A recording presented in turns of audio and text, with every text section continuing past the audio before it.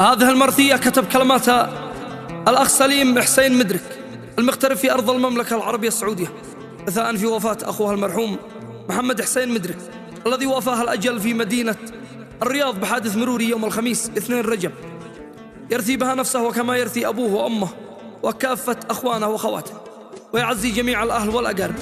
والقصيدة تحكي وتعبر بما فيها. أداء الشاعر أيمن هيثم.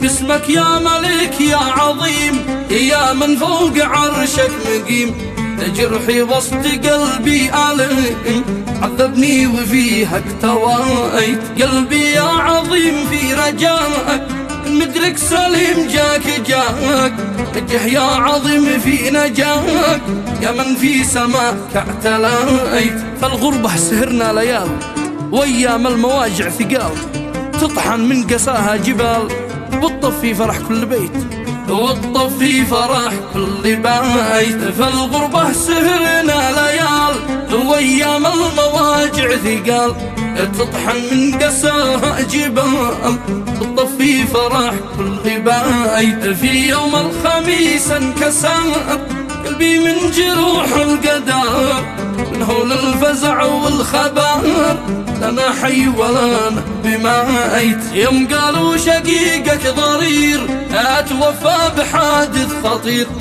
دمه من جروحه غزير ليتني توفيت ليت. كنت اصرخ بصوت الهلاك قلبي يا محمد فداك، يا خيش اللي قلبي معاك من هذا الحياة اكتفيت. كنت امسك يدك واحضنك واصرخ فوق ما انكفانك، قلبي ما سخيت فيناك كم حنيت لك كم بكيت. يا اخي حسرتك والعمى كتني بموتك دماء، وقعت علي السماء طول لي بما قد رأيت. موت الأخ صعقة وجع تصعق مثل يوم الفزع، تقطع كل قاسي قطع يا من بالحزن ما دريت. من موت الشقيق الأغر ظهري بالحياة انكسر، من يوم اندفن واكتبر